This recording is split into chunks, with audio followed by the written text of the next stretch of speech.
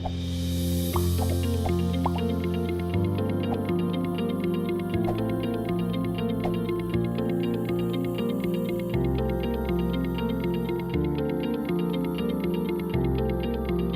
afternoon, everybody. We are here to speak about ADB's experience in SOE reforms. 5 key messages from our evaluation. First, that ADB's SOE reform experience extends over several decades and most importantly includes targeted interventions targeted at SOEs with SOE reform elements and also other indirect interventions which influence SOEs and urges SOEs to reform. Second, the performance success rates of ADB's targeted interventions is somewhat better than of the indirect interventions. Third, for some outcomes, the results of ADB's targeted interventions are also better than for indirect interventions. And fourth, ADB's SOE's support is not sufficiently strategic. Fifth, SOEs are important in countries. To reform SOEs is crucial. ADB has a key role to play, but ADB needs to readjust its approach as it goes forward. Now, before I elaborate on these 5 key messages, I want to speak something about our evaluation. This overarching evaluation question was, to what extent has ADB's support for SOE reforms contributed to achieving the reform outcomes and also sustained and improved performance outcomes which result from the reforms. By reform outcomes, I mean corporate governance, sector governance, and also fiscal governance related issues. By improved performance outcomes, I mean improved operational efficiency and commercial viability, and also increased consumers' access to quality and affordable services. We also have 3 subsidiary questions about relevance, ADB's institutional efficiency, and the achievement of intended outcomes. We followed all the standard approaches in such evaluations. Portfolio compilation was a serious challenge, and we'll talk about it also afterwards. We did country case assessments in 5 countries, and we also have a survey of global experience in SOE reforms. I'll talk about our first key message, which is about ADB's SOE reform experience. One sees here that over 20% of total ADB support from 2005 to 2017 was included in this portfolio of operations. About a quarter of it was for indirect interventions, and the other one was for targeted interventions, targeted either straight at SOEs or a cluster of SOEs in a sector or some subsidiaries of SOEs or SPVs which SOEs have formed and so on. But there are 2 key issues here. First is about tagging. We found that only interventions classified under the PSM sector are tagged for SOE reforms. For the other sectors, compiling the portfolio, it was a challenge, and the key issue is what threshold do we adopt. If our threshold is too high, we'll have few or hardly any interventions. If the threshold is too low, it'll be so many interventions. So anyway, we debated about it, and we decided to adopt a certain threshold, but I must say that the issue is always open. One can always discuss about it further. The second key issue is about the approved amounts. Now, we know that this entire amount is so huge that it can't be only for SOE reforms. It includes in it investment in infrastructure. It includes in it the reform of other things, like encouraging the private sector or making PPP frameworks and so on and so forth. So there are all other kinds of things also associated in this thing. But suitably granular information on the allocation or the actual expenditure on SOE reform components in these interventions was not readily available. And we attempted it, we saw databases, we spoke to a few staff and so on and so forth. It's hard actually to find. So this takes me to the second key message, which is that the performance of targeted interventions is better than for indirect interventions. As we can see here, the success rate for targeted is 68, and for the others it is 54. But the issue is this performance or these success rates, they refer to the entire scope of those interventions, not just the SOE reforms. Now, why is that so? I mean, okay, SOE diagnostics. Initial conditions on the state of governance of an SOE are not really available when any intervention starts, when any project is approved. So the extent to which the state of governance has improved by the end of it is hard to actually evaluate. I mean, how much is it good or not? Is it satisfactory or not? So all these issues are here, but for the interventions as a whole, that's the performance. We also have performance by sectors and by regions. Again, the same issue stays. When we come to the results, one has seen that over a period of time, say since the turn of the century, the performance of SOEs, I mean, in terms of their operational efficiency or in terms of access and all that, has improved a lot. The key question is how much of it is on account of ADB's inputs and ADB's SOE reform support as well. That is hard always to estimate, and that is why we have qualitative indicators. Our aim is to show here amber and green, and you see that these green outcomes, which means positive outcomes or significant outcomes, are only for targeted interventions, and that too for the areas of fiscal management and increasing access to services, which is somewhat related to investments also. So that brings me to the fourth key message, which states that ADB's SOE support is not sufficiently strategic and is not sufficiently comprehensive. And then there is no efficient coordination mechanism to strategize and guide ADB's targeted and indirect interventions. Well, if you elaborate on it, we find the SOE diagnostics isn't adequate, as we have already said earlier, and we find there is insufficient coverage of certain very important type of reform steps. Central database also isn't all that strong. The tagging is an issue. So the point is now, why is all this important for ADB to have? And that brings us to the fifth key message. It is because SOEs are here to stay in this region. Governments want SOEs around. Governments also want SOEs to improve, to reform them. At least in the upper echelons of government, the commitment is strong. But the challenge is about the capacity constraints, financial constraints, vested interest, and so on and so forth. And as a result of that, that is where ADB comes into play. And that is why we have 4 recommendations which we think ADB can adopt in order to implement the Strategy 2020.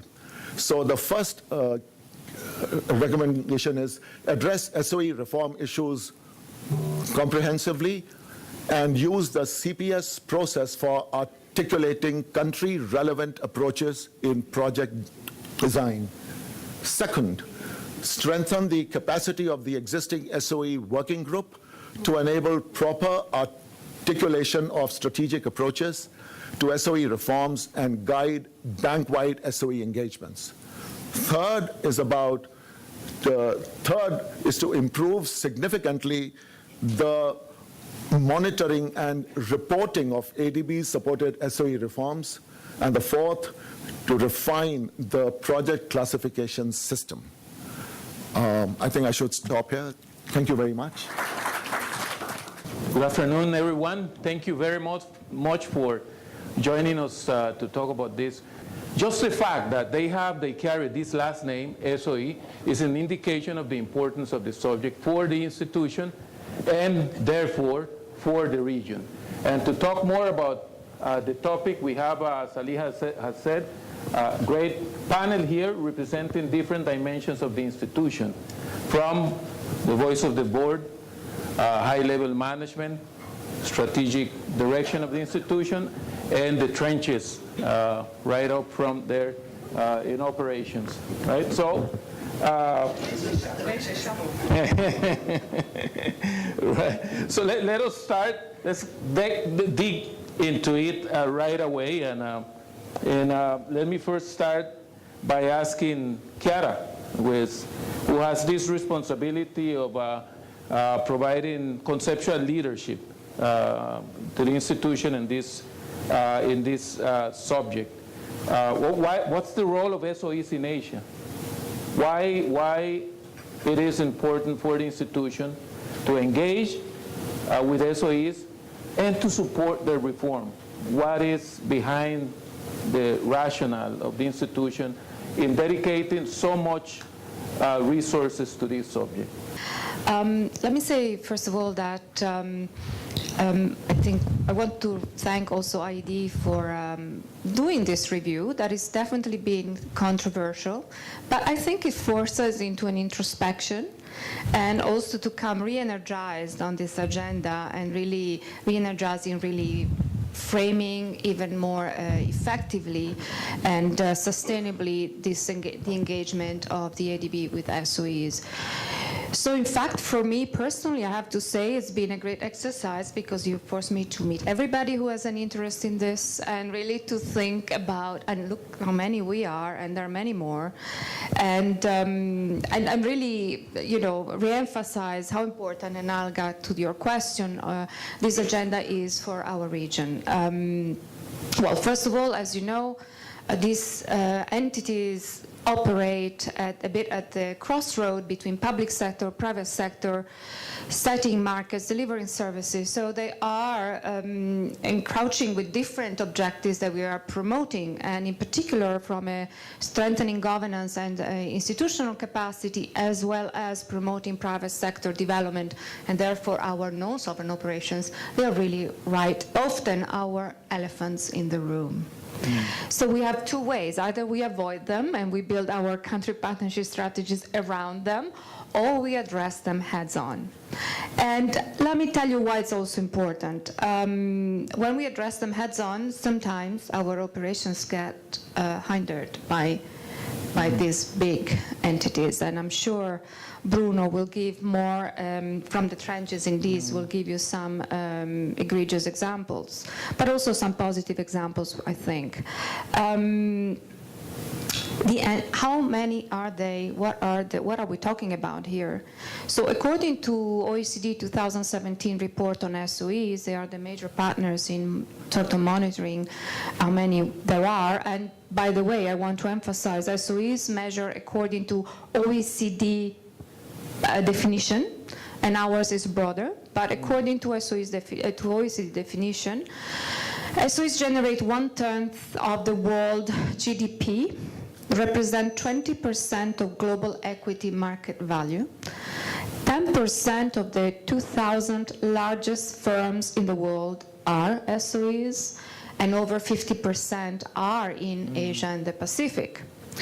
So just to give you a sense, we are accounting, and as I said, is according to OECD SOEs definitions, about 17 in China, 30 in India. I'm talking about the largest in the world, not every single one. We are counting 8 in Malaysia, 6 in Indonesia. So I think this is a convincing number of why we can really need to address them heads on. And then coming to PRC, is 30% of PRC GDP is produced by SOEs. 38% in Vietnam, and big employers. They're big employers. So PRC, 15% of the working population is from SOEs. Malaysia's 5% of the total working population is employed by SOEs. These are some dimensions. And finally, one of the IMF reports, I think it was 2015, highlighted that in their assessment, in terms of fiscal risks, macro fiscal risks, SOEs were representing similar risk to climate change and disaster, national disasters. So these are big things that I call big elephants, mammoths actually. And that's why they are so important for us. And that's why we also want to continue to engage in this agenda. They're important, and as contrary to what has happened in other parts of the world where SOEs have been dismantled or sold out, privatized, they are important here in Asia, there's no doubt, and in Central Asia, not only in Southeast Asia, but also very importantly in Central Asia. Yes. Bruno, you are there at the forefront, dealing with directly with the clients. Has the work of ADB, in your opinion, been effective? I can share with you a little bit of my experiences in the South Asia region as far as our levels of intervention are concerned. Effectively, we have 3 levels. We have what I would consider the core direct targeted interventions, as Kapil was mentioning, and the most successful at that. And that is one where we take the SOE and we really take over in terms of the restructuring, the operational restructuring, the financial restructuring. And in some ways, it is the most effective intervention. I can mention some examples, although we tend to be not doing as much of that lately. But for example, with financial institutions in Sri Lanka in the mid-2000s, we had that kind of intervention with People's Bank. We've had also interventions in terms of, say, the revenue administration offices, where we had full reforms in terms of public administration, in terms of labor, in terms of automation. So those are very, very important examples, but there are not too many of those. At a second level, we have interventions that are part of a sector-level reform process, and that's usually in the form of policy-based lending. And here we've had some success, particularly in the energy sector.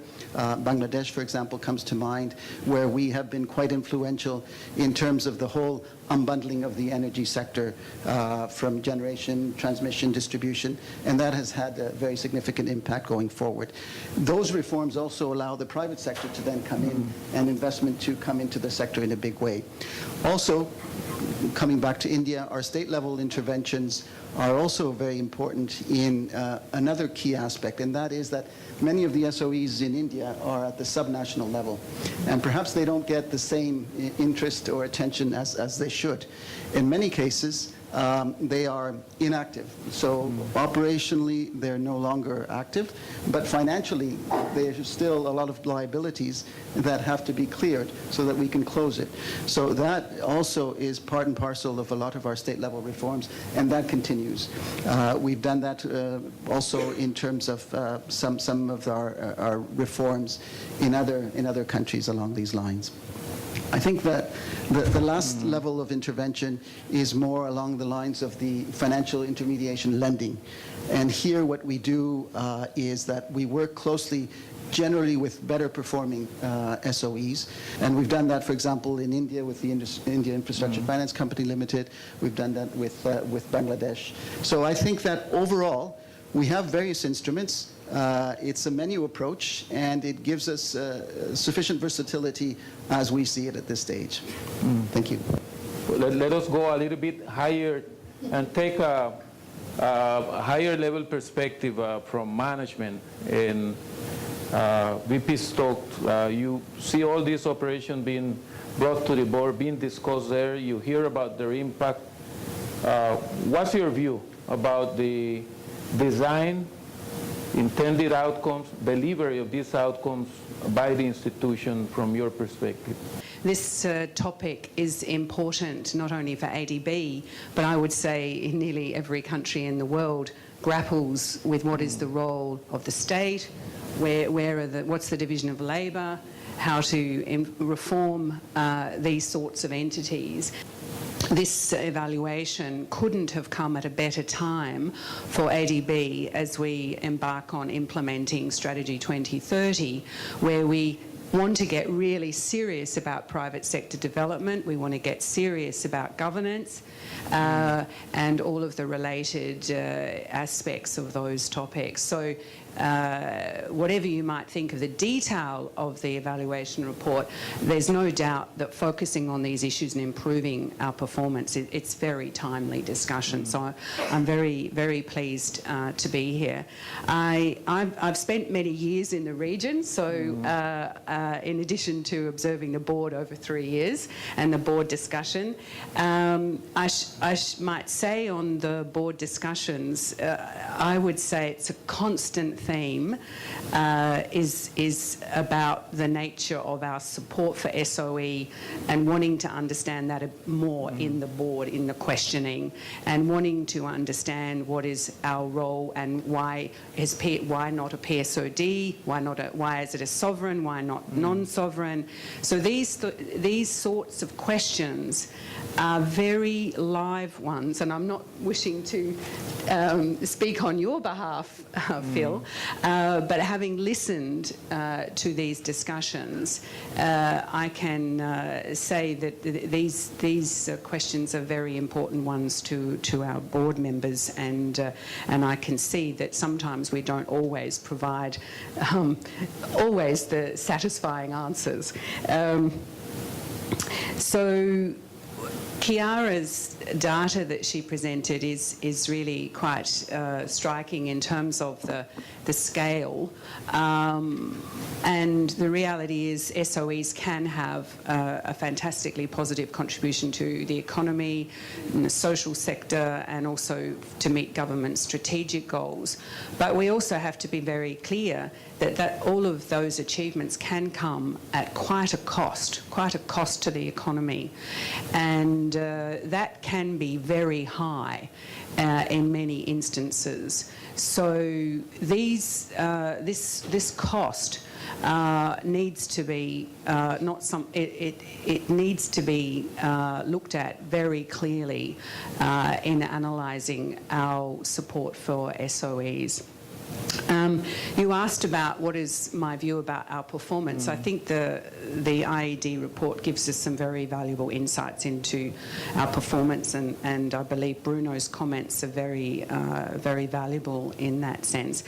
And I would say that our performance is very much a correlation with the performance of SOEs in the countries that where we pride ourselves in a close partnership with governments, so that is our huge comparative advantage, and we work closely with them. We try to meet their requests, their needs, and so it's not surprising when you look at SOE performance, irrespective of ADB assistance, it's mixed.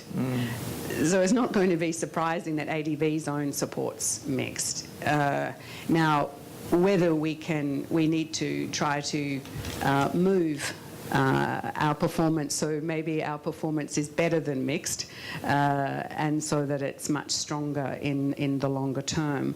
And the report gives us a few indications of what we might do better, and I would like to say that before touching on that, what I want to also mention is that if you look at the focus that ADB has had on the SOE sector in the Pacific. So this is mentioned in the evaluation report. I would say there's been a very strong, consistent focus by the Pacific operations in doing analytical work on the role of SOEs in the Pacific, in all the Pacific countries, looking at the performance, the cost to the economy, productivity, all of these sorts of things. And over the years, ADB has tracked that there has been an improvement, not in all economies, not everywhere, but in many. And I believe that ADB can say that it's had a role in helping move that performance in the right direction. And I can say, as having been Australian High Commissioner in Papua New Guinea, I read ADB documents on state-owned enterprise reform, and it heavily influenced my own thinking and my own engagement with that government. And the Australian aid program is the biggest partner for that country. And so in that sense, I can say that ADB's knowledge work has an impact, and I believe that the Pacific over all of those years has had a very clear focus and can say that it's had an impact. So that's one personal observation I can make. But turning to where we might do better, I think corporate governance, as identified in the report, is an area where I think we need to have much more confidence in engaging on corporate governance. This is a global issue, and that's in all kinds of economies. There's a move to better corporate governance, and ADB should be part of that engagement. And I believe there's another reason, which I don't think is touched on in the report, and I apologise if indeed it is, but I also can see that engaging on corporate governance is also an avenue for talking about gender and gender equality in the SOE, in how it operates, but also in its own organisation, but also in its operations in the field. And I can see that in some of the projects that have come to the board, we do take that opportunity, but I believe there's much more potential there, and I think we could benefit a lot from using our leverage to promote not only corporate governance but gender in that context. So I'll leave my comments there. Thank you very much, VP. We go one step higher to see, to explore the views of a board member. I won't say the board, they're ordered, and thank you very much to other board members who are joining us for this discussion. And here are the views from Edie Phil. What's your view? Is the bank delivering? Is it fulfilling its mission as with respect to reforming SOEs in the region? And thanks for the caveat, Marvin, that I don't speak for the whole board. I think it's important to say that. We had a very diverse range of views, even within the deck, on what was a very lively discussion on this topic. So I think in terms of the question that's put about how ADB should go about improving SOEs, first I can align myself with almost everything Deborah said.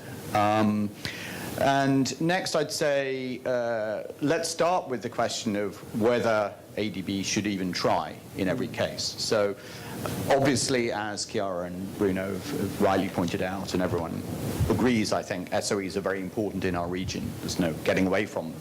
They may be the solution to a problem, or they may be an obstacle to something we need to do, but they're clearly important.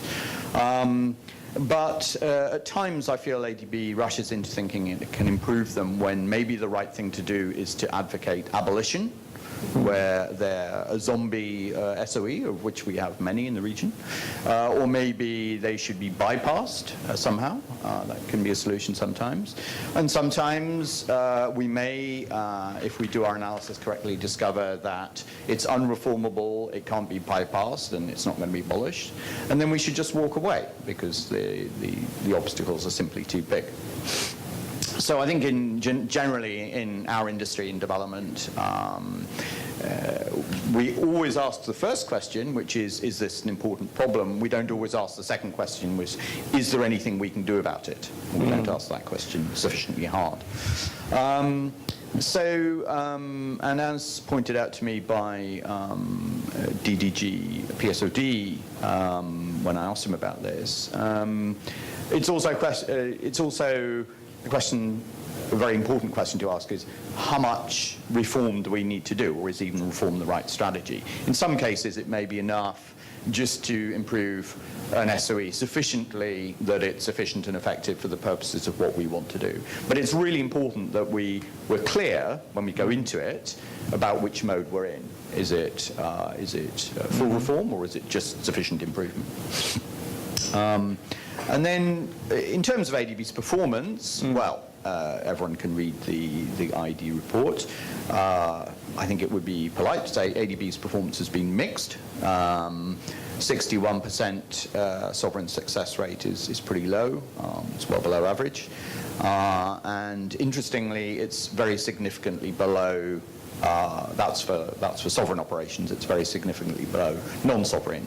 Now, it's not an entirely fair comparison, of course, because non-sovereign operations, by definition, are going to be considerably more selective about which SOEs to engage with, because they have the objective that they have to at least not lose money, preferably make a profit.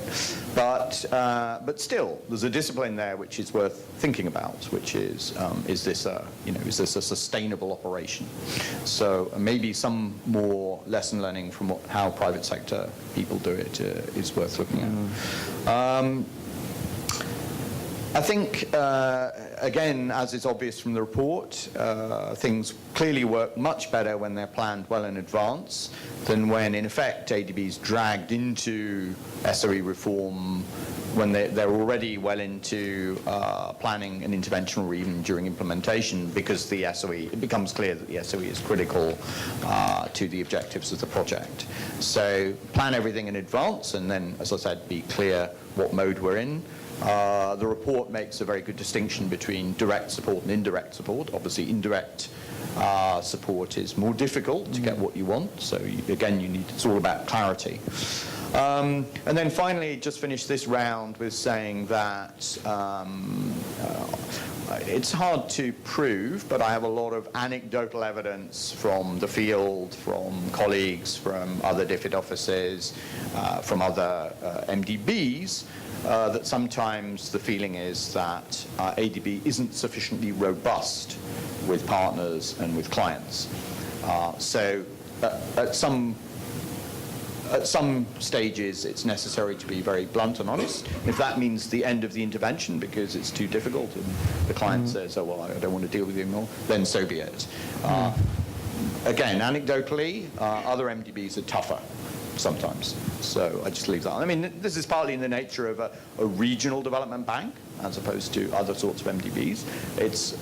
So it's both the strength and the weakness of a regional development bank that it's very strongly regionally owned, but sort of by definition that means it's more difficult for them to give tough messages to some of the regional customers. So I'll leave it at that.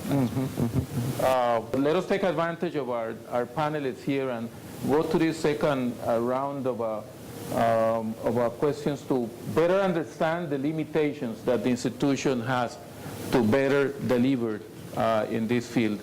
And let me now start with Bruno. I wanted now to kind of zone in on more of the issues, the constraints, what ties our hands. And here I've picked up three points. And the first one by far is the critical one. And that is, I think, alluding to both what Edie Rose and VP Stokes were referring to. It's very clear that if we are to succeed, if ADB is to succeed on SOE reform, the most important of conditions is that there is very strong government ownership. Without that, even with the best of experts, we will not get there. And as all of you know, this goes to the heart of probably the most politically sensitive of reforms. When we're operating already in the reform space, that's sensitive enough. But when we go into the SOE itself, you could imagine I have to go with armor, Titanic armor. And so unless we have clear direction and strategy from our governments, we just will not succeed. You can make the argument, is it worth to try to attempt on an incremental basis some reforms? That's possibly a strategy to take. But then if we go to the board on that, maybe they're saying that we're not using our resources as effectively as we should. So that's an open question that kind of I leave with you. I think that we are able to be more successful in terms of, say, the softer interventions, the closing out of those zombie SOEs that E.D. Rose referred to. Those are less politically costly. But at the end of the day, it's either with support from the government or it's not going to happen. And I want to take that one step further, and that is that when we are operating with these SOEs, certainly in the context of South Asia, labor and labor reforms are most critical of all. We have been chased by unions in some states in southern India.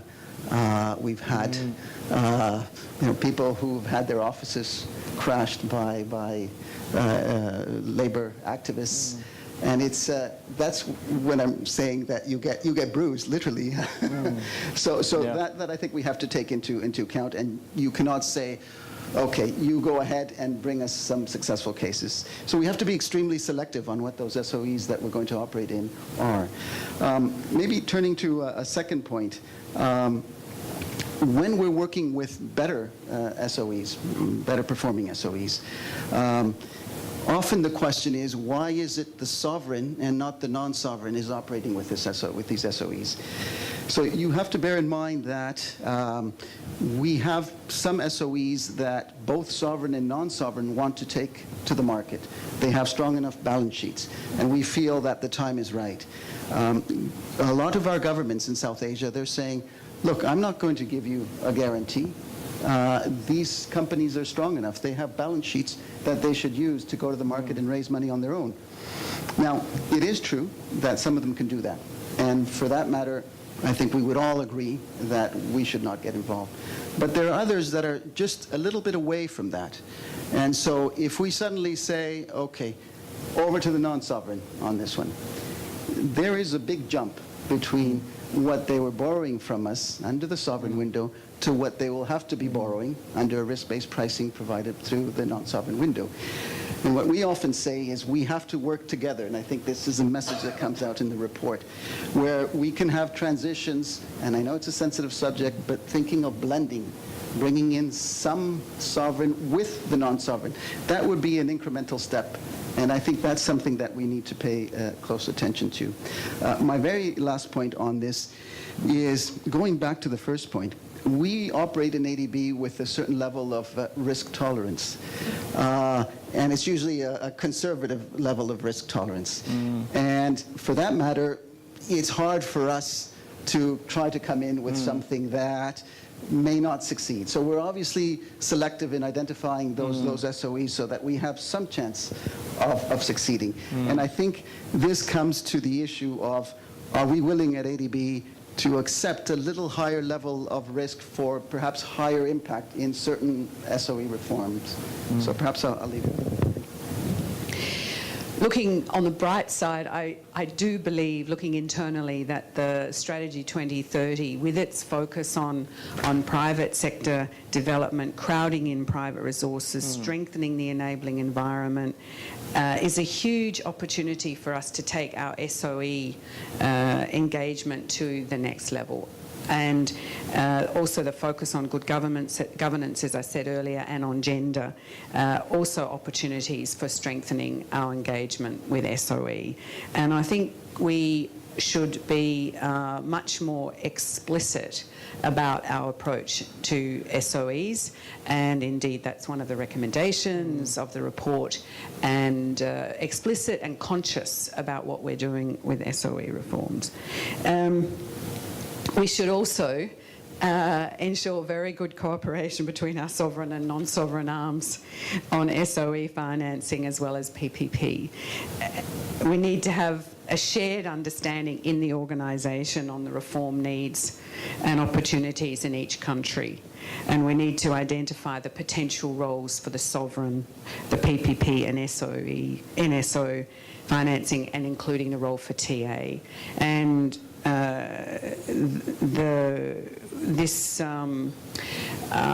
believe that work is underway to look at how we can strengthen the CPS process that will enable ADB to address the issues I've just mentioned much more coherently in a one ADB manner. I think that is probably the single most important thing we need to do. I'd also say I think we can do better on the knowledge. Clearly, we have lots of bits of knowledge which are all very valuable, and I believe that the working group is already working on how we can improve our efforts on this in this critical area. So we must take that knowledge work to the next level. So they would be my thoughts. Thanks, Mark. Thank you. To Chiara now. Do you agree? And what is the institution planning, or what is in your agenda to do to improve performance of the institution in this area? Yes, we do agree, and we agree, I think, we agree that we need to be more systematically, and I think to be fair and also on record, Strategy 2020, to my understanding, was not really addressing SOE's reform upfront or explicitly. So most of our interventions were through improving sector performance and also infrastructure, because there are also big entities that deliver services, different types of services. So I think this time around, as VP Stoke indicated, we are taking the recommendation fully on board. Actually, we had already started even before an SOE working group has been established, and we are planning to put it explicitly as one of our pillars. And so also we want to track more effectively with indicators, at least a level 3 indicators, as part of our efforts to strengthening institutions, governance, but also regulatory role of the public sector to create the space for private sector. And that also includes improving corporate governance of SOEs. Not just corporate governance, but really be systematic on trying to have a diagnostic tool that try to answer all these questions. As ED said, the idea is that, we need at some point to be able to inform ourselves if we want to go ahead, apart from recognizing the problem, and really what is the nature of the problem that we want to resolve. I am one of those that thinks that with SOEs, unfortunately, staying away is often not an option, because there are oftentimes a huge fiscal contingent liability. And so we need to develop the diagnostic tools and have a systematic approach to inform us how to address the problem. And sometimes we need to accept that it's a long-term engagement that goes into progressive steps. And while it is easy to, so I want to give you an example, while it's easy to get rid of the zombies in a way, and to make also to our client countries an economic and maybe social argument, when you start privatizing, say, airplane company, or sorry, I have a blank now. Yes, power water. integrated systems, divesting of some of the assets that may have some statehood attachment that has nothing to do with the economic viability of the entity, it really requires a lot of creative thinking in terms of also how to expand the dialogue. So what we learned in the Pacific, for example, I mean, we are also at Pacific have the SOEs, and mostly in this service delivery. One of the main arguments was that there was such a crowding out of resources for improving the human capital investments because there was subsidization of these entities that at some point is really non-viable. I mean, we have that's where the choice is. So we also need to push the sort of responsibility, the onus, towards the policymakers. In order to do that, indeed, it's important to develop knowledge and to be systematic, have our diagnostic tools. Other entities, other MDBs are doing it. Of course, OECD, we have to work in partnership. But I think it's important. We are the ones who have a lot of knowledge about this region, who understand probably better our clients than anybody else. And we have such a relationship that some of the analytical work can be done jointly, in fact, bringing in even the stakeholders that actually have to take those difficult decisions. I think we have the potential to really develop this engagement, to really inform our engagement, and I really also hope that through the revision of our projects, templates, we emphasize the need also to have analytical underpinning and demonstrate how we use our knowledge and the lessons learned. So that's the way we want to go, at least from a Strategy 2030 perspective. Let me quote, slightly dodgily, the Buddha, George Santayana, and my old boss, in turn. The Buddha said, "Your mistakes are your teachers." George Santayana said, he's often misquoted, what he actually said was, if you can't remember the past, you're condemned to repeat it. He didn't talk about history, apparently. And my old boss said that evaluation lessons only ever fall into two types. One I won't bother with because it's relevant. The other type is keep your eye on the ball.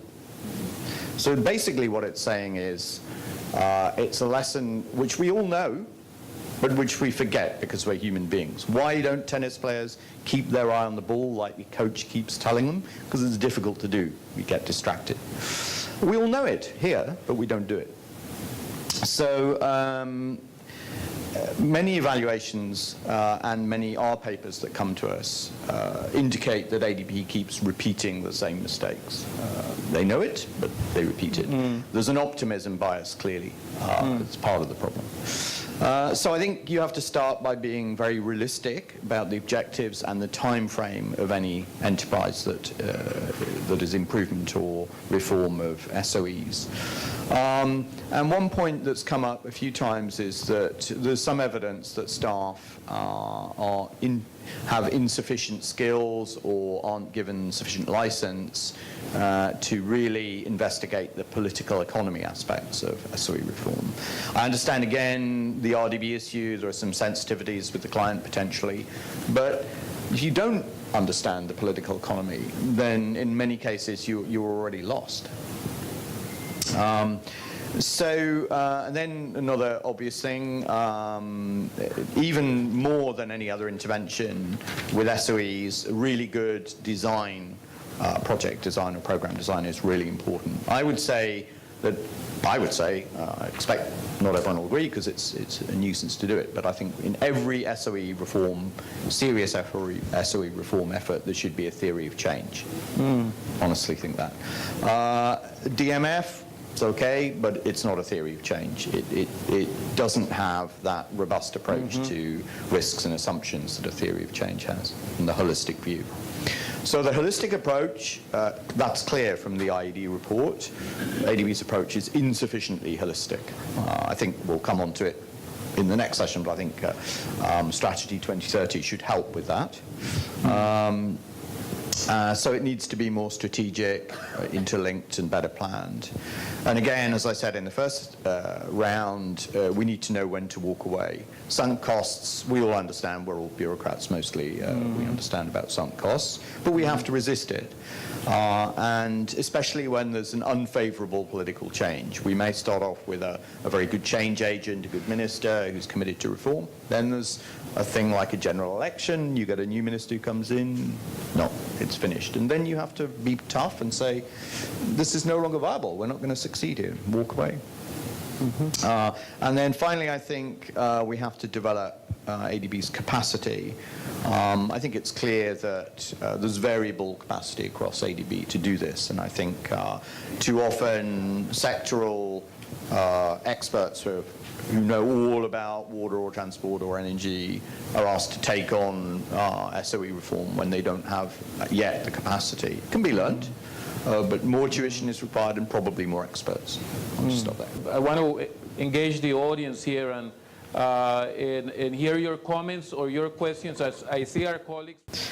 It's a very important topic, but also at the same time very complicated. I mean, even in my country, I mean, Chiara mentioned about several big SOEs, I mean, in my country, but the fact is that the governments really struggle actually to sustain the operation of some of the SOEs, like in the airlines, for example, very competitive.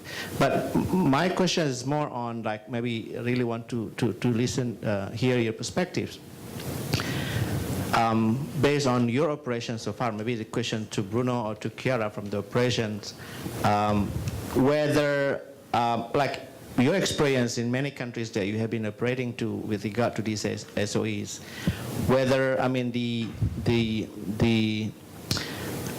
reasons of the government to engage with the SOEs, like, similar, I mean, mostly. Like, for example, in Indonesia, because the market doesn't function fully, we use SOEs to help functioning the market better. I hope that's the hope we have. But then in some areas, then it turned to be like more like profit motive rather than helping the market. That could be a reason. But at the same time, because of the challenge, like in the electricity, for example, given the geographical challenge we have, very difficult to attract private sectors in the past few years, but no, it's more and more coming. So maybe the question is more from your perspective, actually, whether the reasons of the governments in engaging with the SOEs, I mean, empowering SOEs, are similar across countries, and how ADB then can help the government, because Chiara, you're talking about knowledge, for example. I mean, whether ADB can help in educating the governments, the authorities, to, say, maybe do better with their SOEs. Because I've heard a lot, actually, like, ideally, SOEs must be privatized. But then in some countries, it's very, like, unlikely that the government would do that. And also, maybe my second question is that if I would suggest as a board member, would that be difficult for ADB to engage with the government in terms of asking them to put SOEs as part of the national development agenda instead of doing it separately? For example, I mean, like, for the next 5 years, let's have SOEs as one of the players, and the private sectors, and the regions, and the central governments as the actors of the development. Would that be possible, and can ADB do that if the government's willing to accept that idea? Thank you. Thank you very much. Yes, please. Bernie. We had someone from the World Bank who presented the result of an evaluation on ADB, on the World Bank's action in citizen engagement. And it seems to me that that's very relevant to what we're discussing today too. Actually, I would like to have your perspective on how to introduce citizen engagement as maybe one element of corporate governance, or maybe also a way to, VP Stokes, where you were talking about gender, actually, of way also of integrated other elements in the picture, like gender, like inclusion, and of course also using it also as a way to measure maybe the quality of services, and by that way having some influence on the corporate governance of the SOEs. Is that something that's has already been attempted? Is it something that seems to be feasible by ADB? So thank you for the questions. Let me first of all tell you, one is Strategy 2030. You heard VP Stoke. She's very clear. We expect this is a different approach. We want to address the problems, be able to frame the problems and find solutions, so we have to work more across with the different skills that we have. We also have a lot of experience. It's just we have a lot. You heard Bruno gave you a lot of examples. Chris in PSOD sitting in the back, he would give you a lot of examples also of engagement in non-sovereign engagement with SOEs. So we have to also tap on all the knowledge that we have. And people move on, do other things, but they also, VP Stoke as well, she has experience. So we have a lot of experience here that we need to share. So this is important, and we want to find that also another way. That's also through our working group and the way we move forward. I think second, now we are accepting that SOEs reforms, standalone SOEs reforms are equally valuable, or need to be at least, we need to really assess if we want to engage or not. And that's coming to your point. And then the how. We are also hiring through the expert pool system a senior SOEs expert that is joining us in mid-February. So thanks to BPMSD as well. It's not going to be it's not going to solve all the problems, but this expert has done a lot of diagnostics globally. So he may be also able to help us to use or adapt existing tools that can also help us to engage with governments from different dimensions. I think the panel has already highlighted that there are many dimensions to this reform. So it's really also in engaging in a dialogue with Indonesia, with other countries, really, what is it that they really want to try to resolve? I think we will be very agnostic about we should privatize or not should privatize. Again, it should be the result or some analysis of what is the problem that they want to resolve. If the air company is not viable, we need to understand why. And maybe it's mismanagement. Maybe it's not having the skills. You know, Ethiopia has turned around their air company. It was nothing a few years ago. There was major transformation. There are countries in sub-Saharan Africa that are transforming and making hubs that did not exist until a few years ago. So things are possible. I think what we heard from the panel is we need to go in with eyes wide open, be able to do analytical work that is not, which is about political analysis, understanding public sector fiscal risks, who are the stakeholders, and that comes into also citizens' engagement. What is the sector? I worked in countries where NDBs, including myself, were recommending privatization of smelter companies for which there was no real market. Nobody ever would have come in that particular country to take over the aluminium because the recipe was but they were employed. The recipe was privatization. They were employing a lot of people, and so the other one would have been to just divest and sort of basically delete the assets from the public sector. That was definitely not politically viable. So these are examples to say that we really need to be able to scale up also analytical work in order to have an informed engagement with clients. But as far as your direct request on Indonesia, yes, we are able to. We already have some experts, and from mid-February we also have this new colleague joining us, and he's really done a lot of analytical work around. Citizens' engagement, again, a few things. Open Government Partnership, countries that have joined the Open Government Partnership, which is a platform for citizens and government to dialogue, have identified problems like extractive industry, where also often they are dominated by state-owned enterprises. The problem is not the state-owned enterprises. The problem is where do the resources go? So that's the level of engagement. So you would not have an engagement about this, so it should be private or public, but it's more, are they dominant? Are they crowding out resources? Are active actors that are also contributing to the community, are transparent, and so on?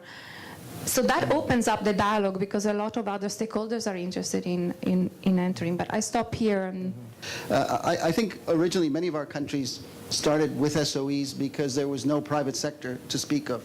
And here I'm thinking more of service delivery.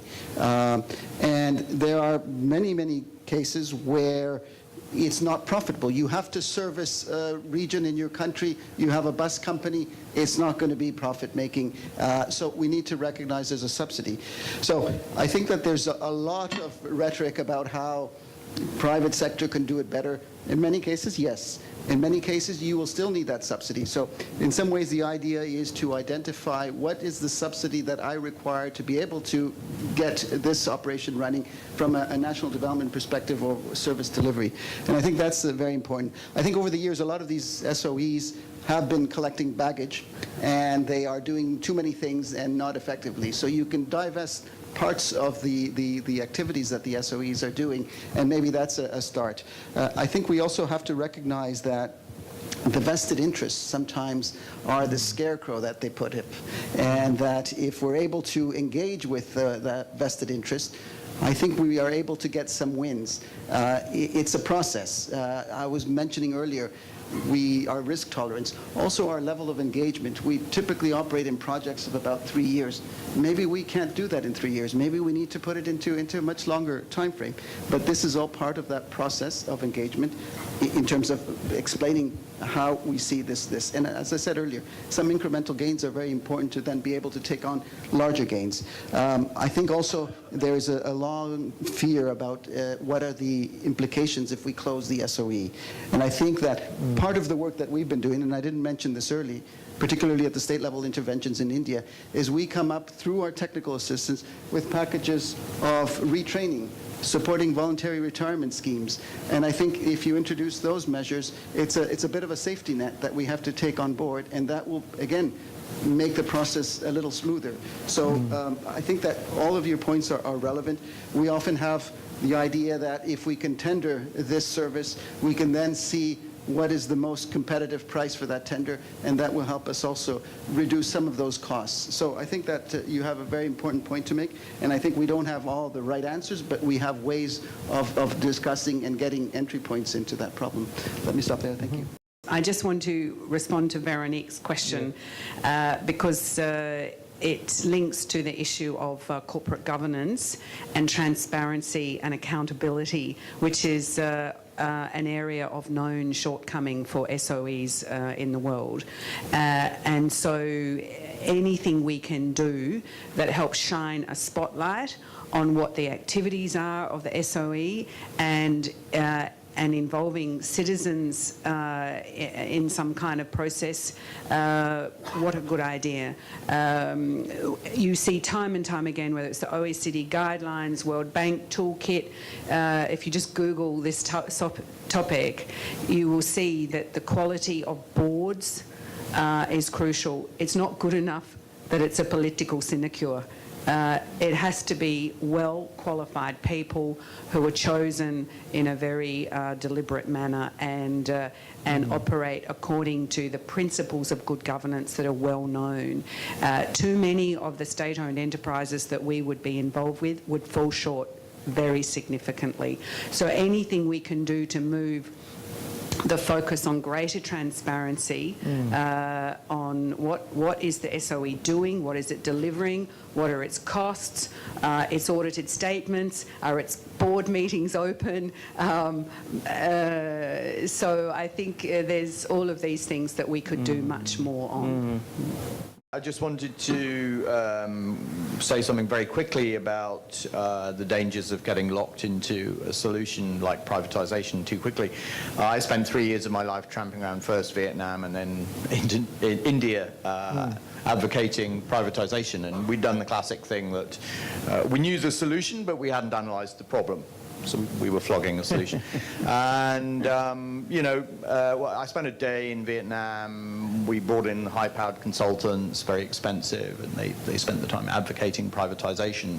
And all the senior Vietnamese from the government were nodding away, and they thought, this is great. Yeah, we love this. Right at the end of the day, the most senior guy in the room said, yeah, okay, this privatization thing seems like a really good idea, but after privatization, how does the government control everything? So that was a day of my life I'll never get back. So basically, yeah, you shouldn't get locked into a solution. You should be flexible about how you go about things. So in terms of the way forward, I do think that Strategy 2030 offers some very good opportunities to really reform things. Interestingly, in our very intense 48 hours with UK ADB high-level consultation, which we just concluded, Tomo said that when he's asked about what's new about Strategy 2030, he said it's about breaking down silos, which isn't a rhetoric I'd heard before, but it's very interesting and very, very useful. So I think it's about a more holistic approach, and this is going to be helpful in the SOE space, obviously. The operational plans, every single one requires, all 7 plus the private sector one, requires a smarter approach to SOEs. I think a classic mistake would be to pigeonhole the SOE work into OP6, which is about governance and institutional reform. There's always that tendency. We need to resist it. It needs to be everywhere where relevant. And again, as I said before, I think more expertise and training and capacity is great to hear from Chiara that some of that's already happening. And then finally, kind of general point, but one that we have to keep making. I think Marvin will probably know my old evaluation guru from the World Bank, Ray Rist. So I spent a week in a tiny village in the Czech Republic being taught evaluation by Ray Rist. And he said, it's very easy to get into the trap of just spending OPM, which means other people's money. Right? So we need to make the fundamental culture shift from the incentives here being around delivering spending and loans to getting development impact. It's tough because we all know development impact is hard to measure and we don't know for quite a long time. But that's the shift we have to make so long as we're going to have sustainable impact. That's true everywhere, but it's especially true in the SOE space. So I'll just stop there. Thank you very much. Very interesting. The only few things that I would wanted to just say was that I think until now ADB has been basically saying that when there is political commitment, ADB acts, or ADB can respond. And I think we are now beginning to hear that, okay, we can do some knowledge work, engage much more closely, and so on and so forth, in order to be able to figure out some approaches which can probably work for certain types of SOEs in certain types of contexts. Okay, so something like that. So this civil society, thing is actually very interesting because, I've been thinking about it from the SOE perspective straight away, actually. And it was that, for us, for ADB to engage with SOEs in a very, very intensive, way to reform them, the key issue is, see, the government is always over there, the influence is always over there. The board of directors is appointed by the government, almost all of it, or at least significant parts of them. The CEOs and the C offices, the C-suite is all people who are agreeable to the government, so it is extremely tough again. The staff has to be such that they don't have any incentives, and the C-suite also doesn't have, incentive often, and everything continues as they are, right? Now, the staff actually is the part of the civil society, and you can add everybody over there, right? So here we are.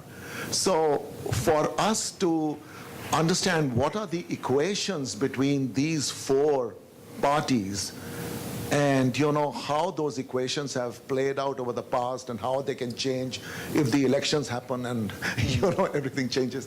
That's always hard to understand, but ADB has to get into it somehow. Thank you very much. SOEs are important, but we heard that it's not enough to understand that they're important. It is important also to ask whether ADB can do anything about it and walk away when it's not possible to do something. We heard that it is important to consider knowledge, development of knowledge, which is also a fundamental factor in Strategy 2030 and have to be also taken into account in working in this space. We heard that performance is not necessarily the best, but there are good experiences that the institution have there to showcase. We heard that the institution have to act with confidence in addressing the issue of corporate reform. We heard that ownership is fundamental if the institution is to be effective in this space, that good understanding of political economy elements is critical, that the institution going forward have to be more holistic, more systematic, is the expectation in Strategy 2030, and that is critical to develop capacity in ADB for the institution to be able to function better in this space. With this, let us give a strong round of applause to the panelists, and thank you all for coming, joining us.